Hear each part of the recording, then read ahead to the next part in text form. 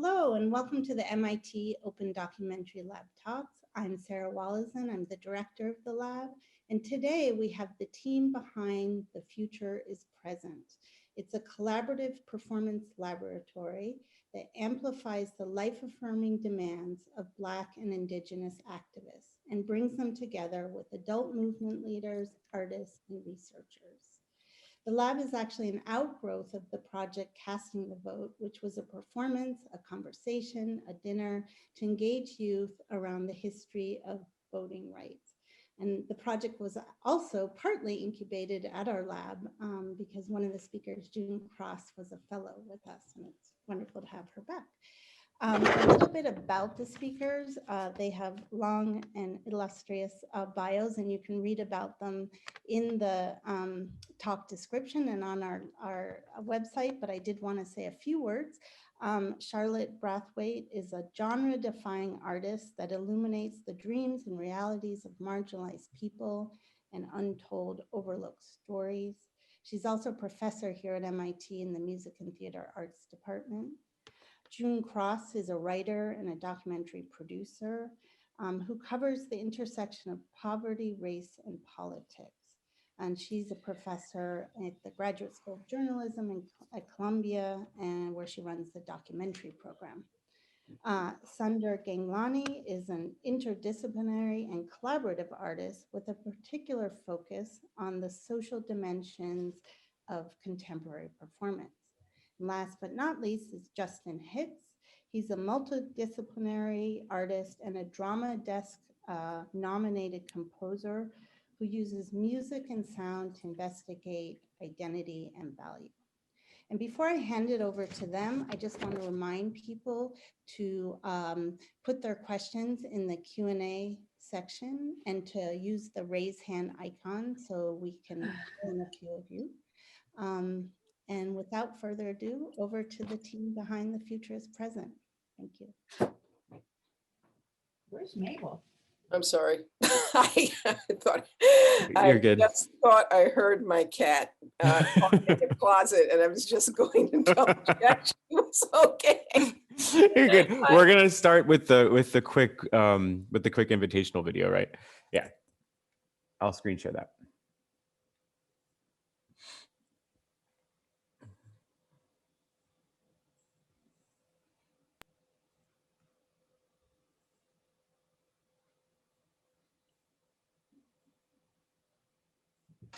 Volume, Sundar? Oh, sure. Good.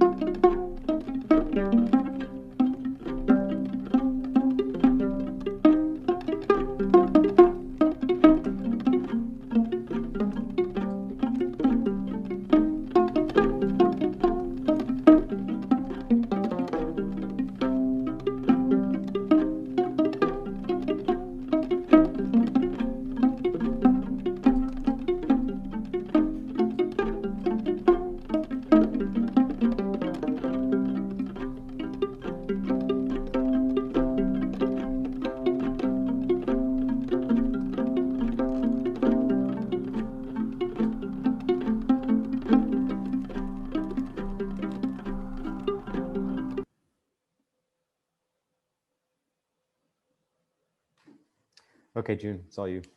Okay, thank you. Okay, my turn. I'm just going to show some slides talking about the evolution of this project. Someone wrote in the chat that it looks like a ritual of becoming, and it is a ritual of becoming, and it's also been a ritual of evolution. So the future is present. I don't know, am I in full screen? I may need to just sort of give myself a safety valve because I'm not used to talking and presenting at the same time. Where did it go? There it is. Okay. The Future is Present came out of an earlier iteration called Casting the Vote, which we actually developed.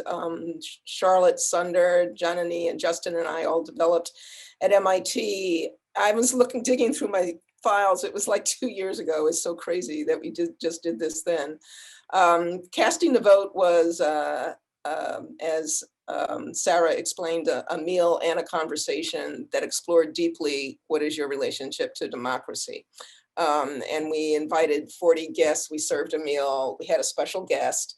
The special guest talked about issues relevant to democracy. And the idea was to try to bring home the idea of participation. And participation in democracy can be more than voting. It can be participating in any number of ways.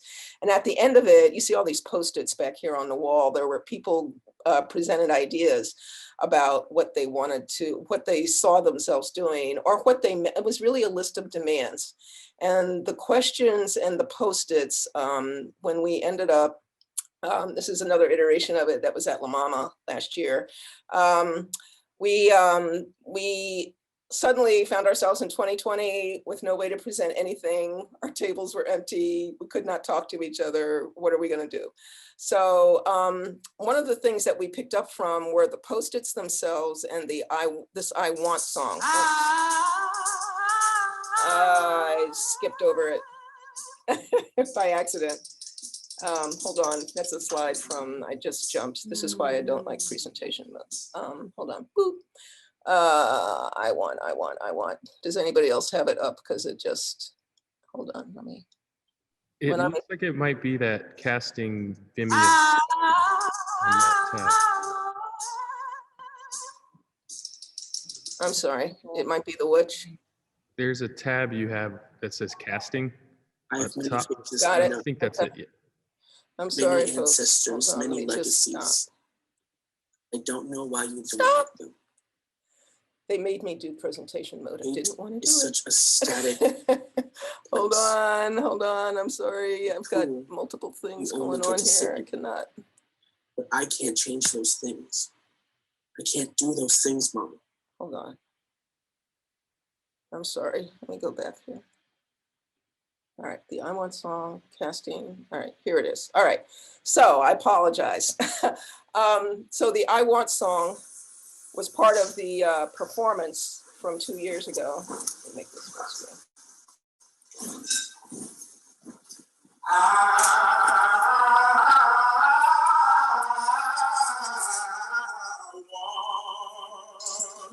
Can you help me sing?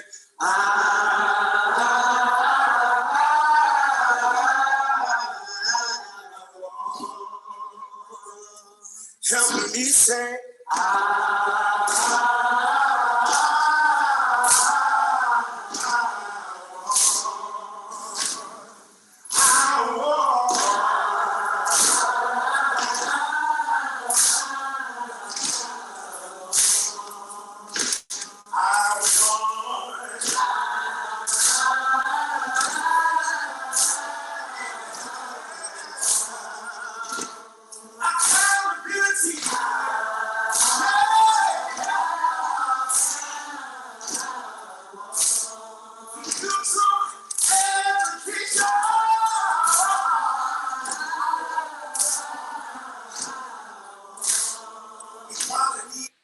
Okay, so that was the I Want song was a list of demands that was generated from the performers who were in this process.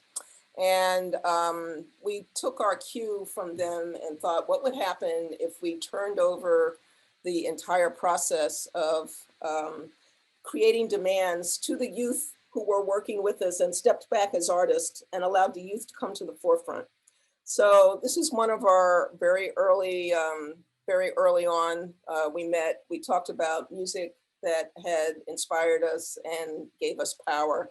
And then in the second session, we started this process of Who Taught You to I Love. have many faces I know. Many ancestors. Where'd he go? There we go. Sorry. I have many faces I know. Many ancestors, many legacies. I don't know why you don't like them. Hate is such a static place. A pool you only get to sit in. But I can't change those things. I can't do those things, Mama. Because of who I love, I haven't, not yet. Boys come to me and They make me feel beautiful. I've only thought about it. But love can't make hate. It can't do that. I can't change those things. I can't do those things, Mama. So that idea of sort of love, love sort of erasing hate became a theme that we worked with. We did over 7 weeks, we did Who Taught You to Love? We did a session on forgiveness. We did a forgiveness prayer with each other with lawyer and activist Claudia Pena. I don't have the names of everybody, so if I start doing that, I'm going to screw up. But we did a forgiveness prayer. They both read the prayer and then did a forgiveness exercise with each other. We did a section on world building, and this is what led to what we thought was one of the more successful things that we had done. Ultimately, Black Panther, former Black Panther Jamal Joseph talked to us, and he said, let a man have a button. He was talking about an army uniform. This theory of with love an eagle kept on his coming up. button, a rifle on his shoulder, and ammunition in his pocket, and he will show you that he can fight for the right to be free.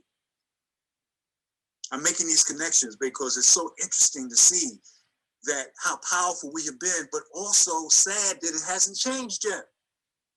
Anyway, I go into the Panther, I'm riding out, and as I'm riding out with 2 friends, Denisha and Casey know this story, they can probably tell it better than me. I'm riding on the train with 2 older guys. None of us quite knew what the Panthers were. We just know they were the baddest organization on the scene. We're going to what was the secret headquarters. One of my friends lays over, he says, yo, man, and I'm the youngest one, I'm 15 years old. He says, yo, man, the Panthers, man, there's no joke. It's like the mafia. Once you get in, there's no getting out. And I'm sitting between my friends. It was like, no getting out? I'm supposed to be home by 9 o'clock.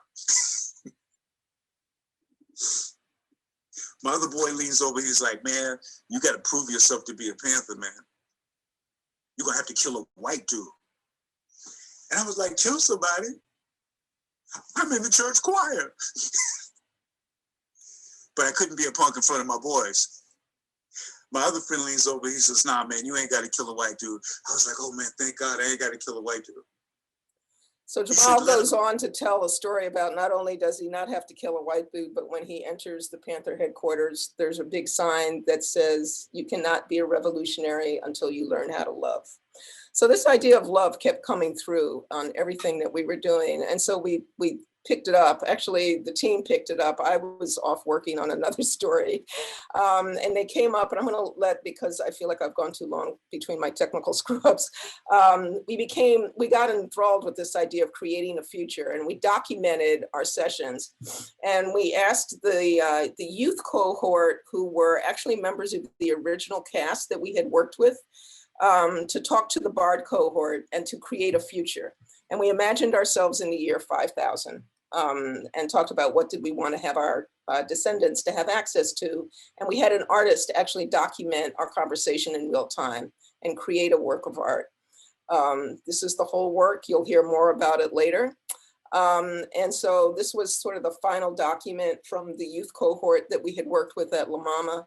And then the BARD cohort, I just wanted to end, hold on this, put a piece of this video, which is hard to show in Vimeo because it's in another, but hold on. I'm gonna put it here.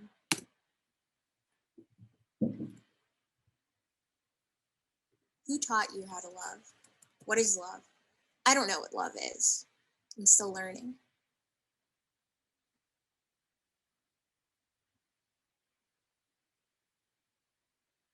I want to walk with the trees and listen. Dancing with them, alone and together, at the same time. Nina Simone whistling through the leaves, but we're the leaves and the trees. But we're not the roots. We are streaming live from Muncie, Lenape, and Mohican land. We didn't plant these seeds. They were never our seeds to plant.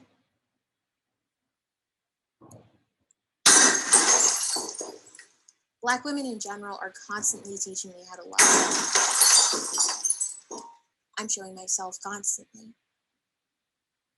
Do I love myself?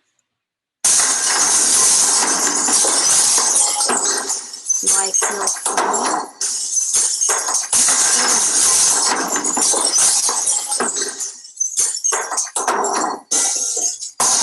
Folks need to stop saying, I'm pretty sure that's once Black women are free, Black trans women, everyone else will be. All other systems of oppression will be dismantled. So that's. What is freedom? Hold on, What does it look like? What does this have to do with love? This is not meant to Okay, be read. I'm sorry. I'm going to stop there because this goes on for a while and I feel like I've dragged on too long. So I want to let the others talk. June, thank you so much for sharing And all Charlotte, of you're that. muted, I think. Oh, can you hear me now? Yeah. Yeah, thank you so much for sharing all of that. It has been quite a process, and I think it's important in these moments to lift up the idea that, this process has come out of us asking a lot of questions, us asking questions to each other, those questions creating more questions upon questions upon questions. And in some way, that process is an artistic process, right? Like researchers, artists, we ask a lot of questions in our work. And I think the process of getting these questions to these young people and finding out what their responses were, and then in the example that you just saw, that video with Tati, she was part of one of the BARD cohort. So the BARD cohort showing solidarity towards these young people in terms of like really embodying and alchemizing in some respects the questions that those young people offered them that they felt connected to, right? And so in some way, the process also, was a way of which creating solidarity, creating a space of listening, creating a space of questioning could be a space of world building or artistic output. And in that way, a way of amplifying and using our own voices and each of our own voices to amplify the needs of others. I don't want to, there's so many things that could be said, but I actually want to pass it on to Sunder so we can get into the conversation about Beanie. You saw, June showed a little bit of an image. Claudia, we can share that link with everybody now, and we can, yeah, go ahead. So on one of the week sessions, we invited Moya McTeer to come talk to us about speculative histories and futures, with the intention to kind of work with the love we'd already cultivated. And I will say that we entered into this process with a lot of things were happening, right? There was the global uprising for Black Lives was still a presence on the street.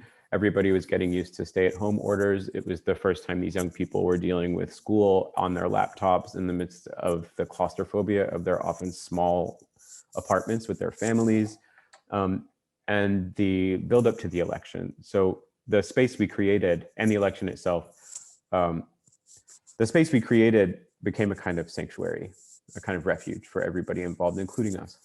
And so this particular week, we invited Moya McTeer to talk to us about speculative fictions and histories, or futures and histories. And the young people eventually ended up leading graphically oriented. I'm going to share my screen right now. They built a world. Also on the Google Doc. Oh, okay. So I'm going to share this and show a brief excerpt, just so you have an idea. Because the seeds for what became the end of the project start here.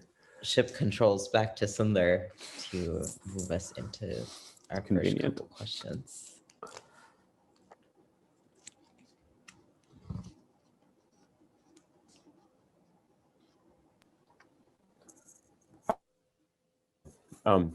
So as you can see in this agenda, our first question, I'm gonna wait for the music to just change my ears for a second. Just wanna feel it.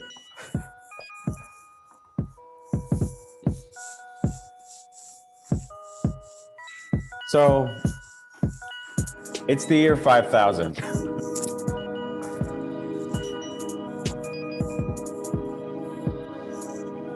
And the question we want to ask is an answer, like openly, honestly, intuitively.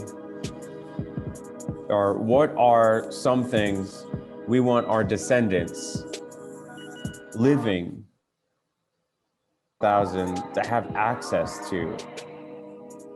And our descendants can be bloodkin, family, whoever we consider family, chosen family, however you choose to define that word. What are some of the things that those people who are dear to you, or those things, or those entities, those living beings who are dear to you, who are living in the year 5000, what do you want them to have access to? You can unmute, put your answers in the chat.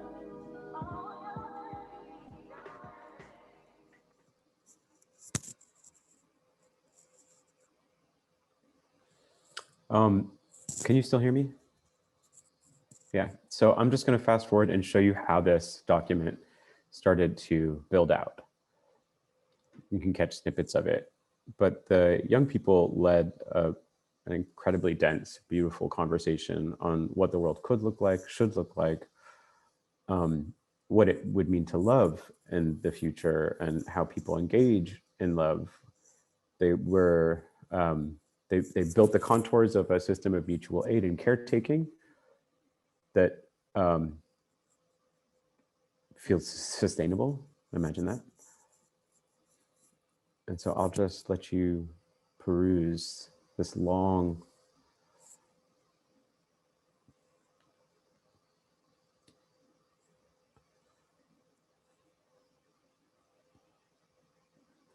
So we had a graphic artist, if that wasn't clear, who was annotating the conversation as we went.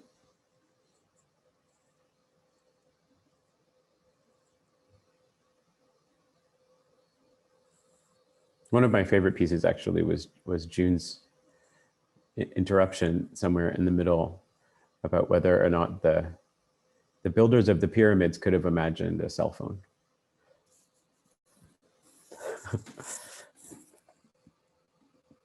I'm going to stop screen sharing. Charlotte, you want to take it back?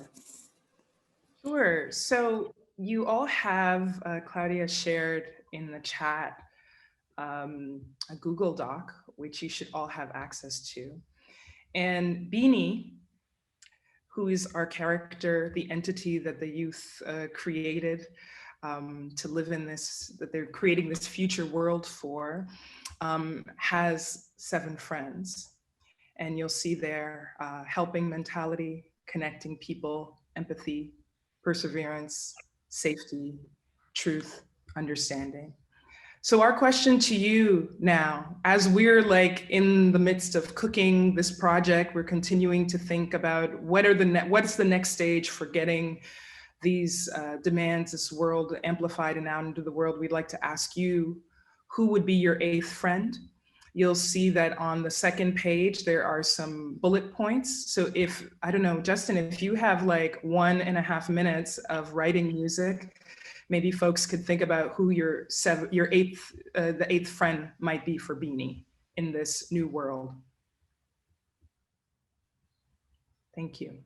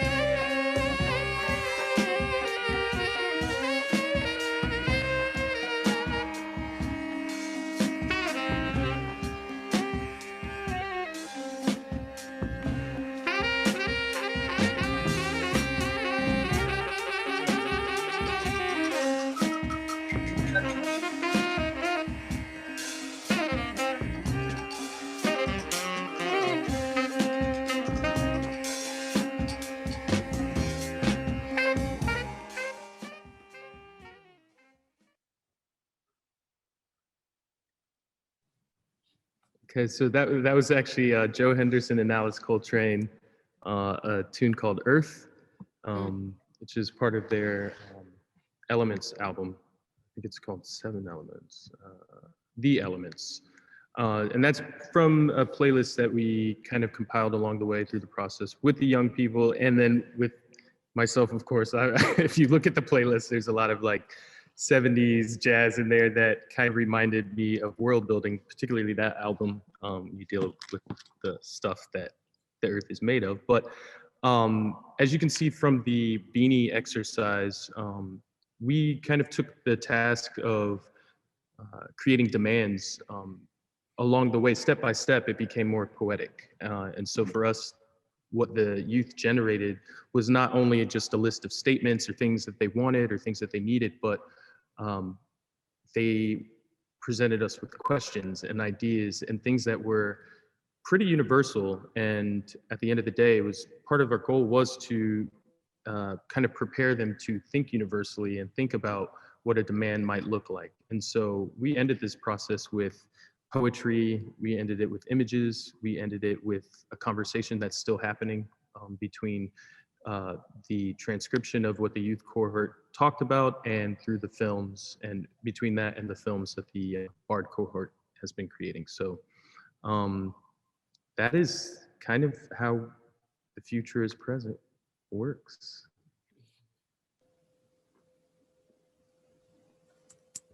Wonderful.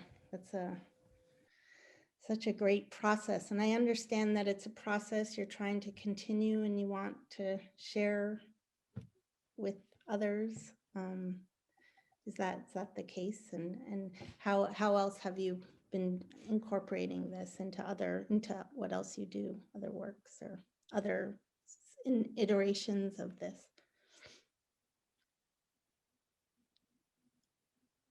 So the BARD cohort is still kind of rolling out some films that they've created, which are very directly in conversation with the youth cohort and the demands they generated. And like I said, the demands that the youth cohort generated were long poems and series of questions, and this beanie exercise. We identified it as a list of demands or a demand in itself, this actual pictorial kind of presentation as something we could claim as a demand.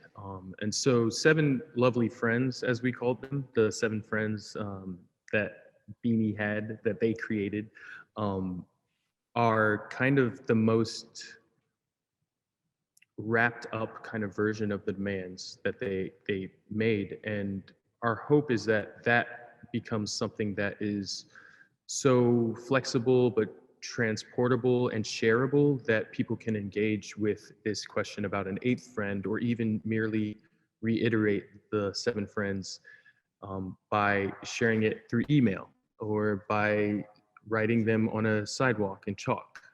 There's something that we believe is, and I think the youth cohort really nailed this idea of keeping these things so broad in an effort to allow people of all ages, people with all levels of access to either materials or technology or other people to engage and to keep repeating it and to amplify this message over and over in as many ways as they could imagine. So it's literally an open invitation for, like I said, people of all ages, people of all walks of life, artists, non-artists, people who have access to billboards to amplify these demands. And at the end of the day, it's almost like a harsh way of describing this list as demands. They're kind of values in a way, and they really get back to some very basic things that I think youth often have a way of reminding us of. We want to, the rest of the panelists, if you want to turn your cameras on and join. And also to the audience, if you have questions, please put them in the Q&A and we'll do our best to get to some of them. So I'm going to open it up. Questions from the panelists. William.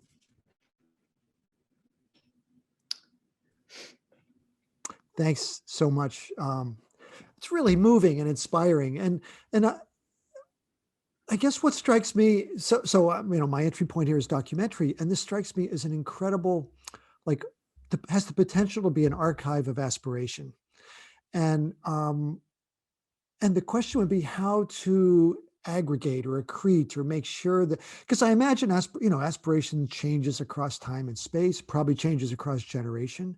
It would be so cool to be able to sort of keep a project like this going long term, so that what a metric to sort of gauge the success or failure of a society by to see how these things change over time. So just the question, do you guys have plans? Like what's the durational strategy? Is there a plan to keep this going, or is it just a performance that you'll do for a year and then it's over? Like any thoughts there? I think I'll jump in really quick and anybody else interrupt me. I think one of the open questions we have is how to continue to invite people to take part in a process, not necessarily receive a product, receive the result of something, And so there's this way, one of the kind of fundamental ideas we've been working with is how solidarity can take on the contours of a creative practice.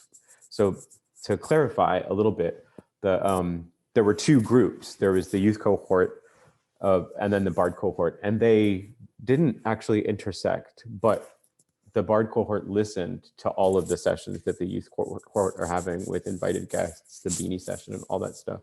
And they were in their own mode of response, And so part of the idea there was to allow the necessary distance between us at this moment in time to be potentially a kind of interesting, productive space instead of trying to undo it or deny it, And since we're still living on those terms, I think one of the open questions is, what does it mean to invite people into a process? It takes on the contours of community building, I think, as an artistic practice as well, which is, I think, exciting for all of us.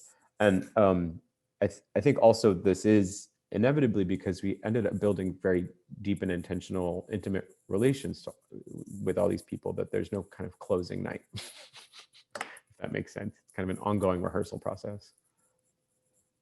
Yeah, I would also jump in and say that a couple of things. One is that process of kind of over time already began with some of the members of the youth cohort. And I always bring this up whenever we have a meeting, but one of the young people in that I Want song in the very beginning, we were playing with at the La Mama show. Literally, we wrote that song together. We just had a conversation about what are the things that you want in relationship to what you understand about your rights as you step into voting age. Some of them are still not voting age. So one of the things one of the youth said was, I want to know what I don't know that I think I should know that I don't know that I don't know that I don't know.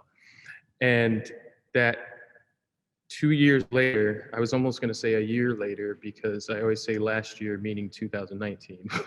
But this same person has now created a documentary of her own, talking about issues at her own school. There's a way in which that thread also continues with the youth having access, what we want to continue with is them having access to resources and each other in order to create another kind of amplification device and to keep having these discussions, but also give them the control and the, like I said, the tools to amplify their own message, but also to continue asking questions. So that kind of time thing, we don't know when that will end. I imagine that some of them still talk to each other right now and are waiting for us to like come back with what's the next part. We're ready to go. So, and I think that young woman she's about to enter college. So we've seen her through a kind of particular space in her life where she was very aware of what she didn't know, and now is a very empowered young person, and that's over the course of 2 years. So even just tracking that one participant has been really eye-opening, and there's a lot of potential there that we feel is the energy behind how to go forward, really. Yeah, and I would just like to also add to all of that, there's this great way in which both Casting the Vote and The Future is Present has generated the possibility for people to speak to people they wouldn't have spoken to, asking really deep questions about, you know, what does it mean to be alive right now? What does it mean to, like, who do you care for? How do you, who do you hold dear in your heart? Like what, questions about safety and mental health care. And I think there's a way in which this project also wants to continue to live without us being in the center, but that people can take this kind of toolkit into their own community and ask those questions and amplify those demands in the way that makes sense for their community. Just to also bring up, this young person that Justin is talking about, she was a part of Casting the Vote in New York. She was a part of The Future is Present, and with the organization that we were originally connected to find her, Impact Repertory Theater in Harlem.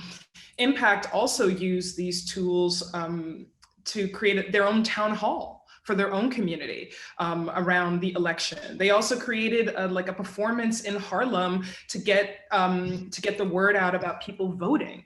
So I think there's a way in which this isn't about like we're looking for the show with us as the star, like the star artist, but it's actually about, the whole project is about gifting, and I know a lot of the young people spoke about, being able to, who were part of Casting the Vote, being able to have these conversations with their families about politics and what matters, and then also feeling, agency to go ahead and have those conversations with their own peers. And I think that's the way in which we're gonna actually start to create a shift, is to get people talking to each other and get people caring about how each one is living and surviving or not, right? I think, Bill, to sort of directly attack your question, we've been having a lot of conversations about how this gets archived. How does this work get archived? Because it's been documented. We have, all of these Zoom recordings. We have the poems that the youth cohort have written and the Bard cohort. We have the films that everybody has done.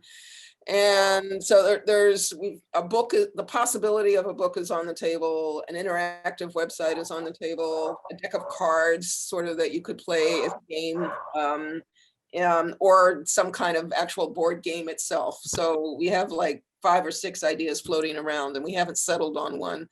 And we were hoping to sort of continue that conversation with all of you here about what kinds of approaches you think might work well. We all, I think, have our favored way to archive things, and it'd be a separate question about how to curate all of it, because it's a lot of material. But it's a lot of some of it is really, really deep work.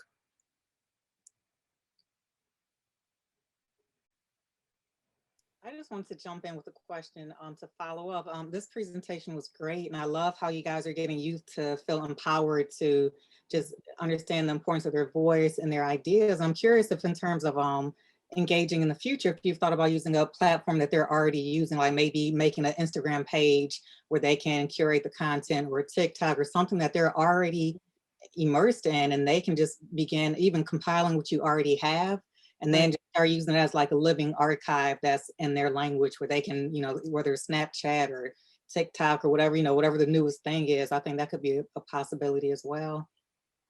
Just give them more agency. The newest thing changes every 6 weeks, but.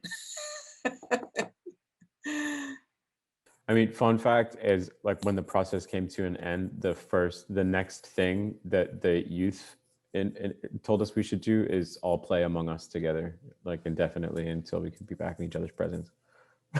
And they're still playing. Yeah. They're playing, and it's been months now.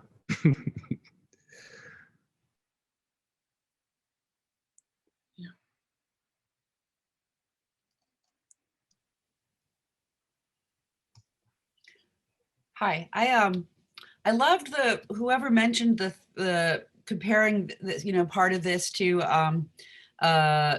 play script or sheet music.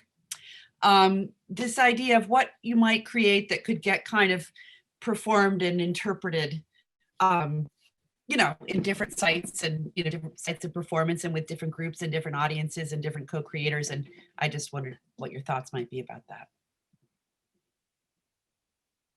Well, I can answer some of that.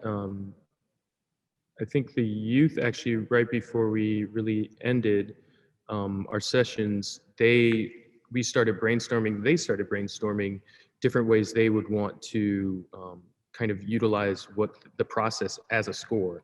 So there's an idea about, we want to make a film, or actually, no, Zia wants to make a music video or songs. There's a way in which there's not one container that seemed to be, I'll say many containers made sense to them, and were also things that they already came to the table with a little bit of a handle on. So some of the images you even saw in the graphic documentation of that conversation about Beanie, there's a little picture in the corner of like a tree, and that was actually a painting that one of the youth cohort had made. And so the youth cohort was, not only were they just like, just eager and open, they were also artists in their own right. And some we kind of knew that, but some we didn't really have a handle on how far they were going, or how far they wanted to go, or how deep they wanted to be in a practice. And I think that's also part of the next steps, is to really put some of those keys as far as the artistic outputs and what a performance or what media could look like, put those in their hands. And yes, TikTok came up. They even hit us to like, we're like, there's TikTok language and we could do this and we could do that. And we were like, okay, let's go ahead and drive that car. Like, so that's really, we're at a point where we want to pick up from those conversations and continue and just get back into our Zoom room. Dare I say it? I did leave this process or this iteration with like an appreciation for the possibility of just the simple grid of faces and how far and how deep you can go with that. It's really just about the participants, and that the interface is just a tool. Yeah, we had this phrase that we were using for the live performance, that democracy is created person to person, moment to moment. And it turns out that Zoom is actually pretty good at that, even though we're not in the same space.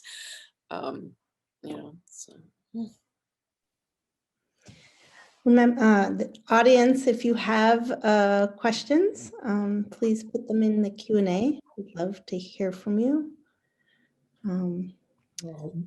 I'll jump in. Okay. And first of all, it's just such a beautiful and powerful project, and the idea of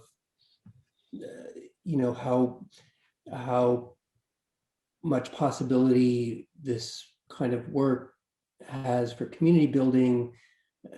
I'm thinking about community building, but also movement building, and the question of solidarity work came up, and I could really, the structure of a lot of solidarity work between different community-based organizations is often centered on the kind of specificities, the connections between the specificities of what different organizations or groups of people are working on, which can last for a time, and then as conditions change, then those can kind of come apart. And but there's something about what you're opening space for here that is beyond connecting over the specific. It's about co-imagining a future that all of those organizations working on all those different kinds of issues can co-envision, and in co-envisioning have a sense of what connects them, us, beyond the specificities of our localized struggles, right?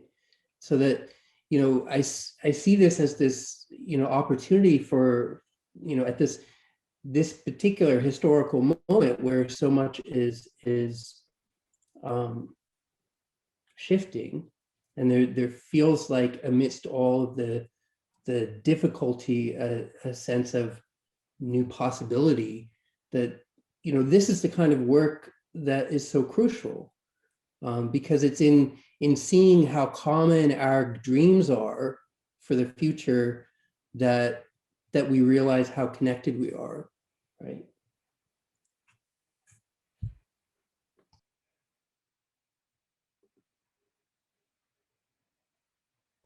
Yeah, I just have like a big amen to say. There's actually an audience question, Jose Sherwood, if you'd like to ask your question.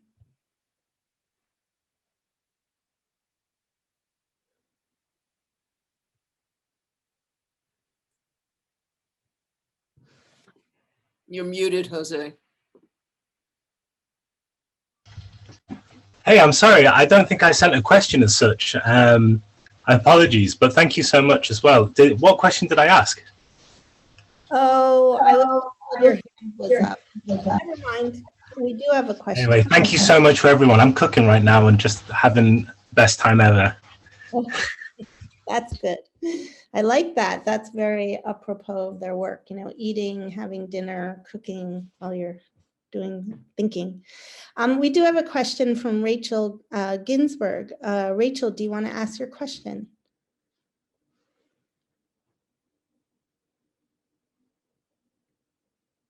You have to put your hand icon up, and then Claudia can let you ask.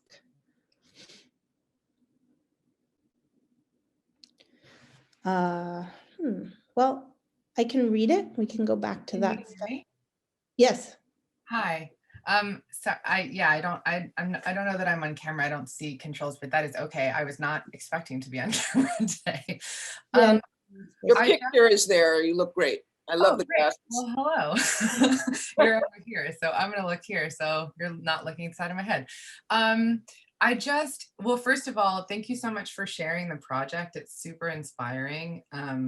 And just so amazing to hear about work that's being done, that sort of charts the connection between this kind of envisioning, a sort of shared envisioning as it relates to kind of personal and community transformation. And so just, thinking a lot about the way that personal narratives affect, who we are and how we perform in the world and how we interact with folks around us. And that, really creating space to, especially sort of in this kind of almost like detached way of transforming it into a script and being able to perform different kinds of narratives, I just think is really inspiring. And I think a lot, for those of us who exist in these sorts of, like socially liminal spaces, like the, with complex gender identities and sort of trying to unravel these sort of conflicting realities, and just, so I'm so inspired by the opportunity both to think about those kinds of questions individually as, you know, as a person who's sort of trying to think about my own narratives for living my life, and to, you know, those which could give me the most permission to live as kind of expansively as possible, and then also being able to do that in shared space with a community, and think about how, you know, for the purpose of community or movement building, that includes a kind of individual expansion, but via sort of shared storytelling is just really exciting. So I'm mostly wondering, you know, those are the thoughts that are running through my mind about the project. And I'm just wondering kind of the panel's reaction to that. And if, you know, you noticed in the process that there were particular cases of individual people's transformation over time, and as much as, you know, the community broadly. So anyway, just thinking lots of thoughts. Thank you all for sharing so much. Does anyone want to respond to that? Well, I can say that there were, you know, aside from the story of the young woman who, you know, was asking about what she didn't know and where she is now, there were also members of our cohort who were experiencing a lot of flux in their own identities. We had members of that cohort who identified as trans, and then some who, in the process, identified as trans. I think that is all to say that there was a way in which they empowered each other to, on another level, live their lives, and to speak their truths. And in that process, other people got to see that happen. And again, all of this from young people, from 15 to 20, 21, 22.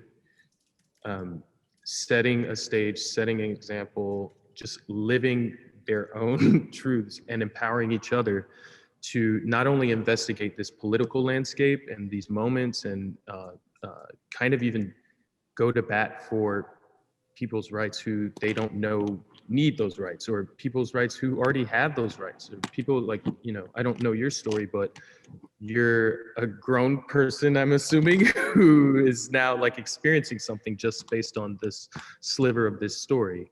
And in the process, they were really able to, like, there's so many like small moments where it was like, no, that's okay. Like someone might trip up and say something that they thought, you know, I shouldn't have said that. I shouldn't have said that. And then immediately everyone would be supportive of that person and say, actually, we understand where you're coming from. We know what you're talking about, and it's okay because we all have skin in the game.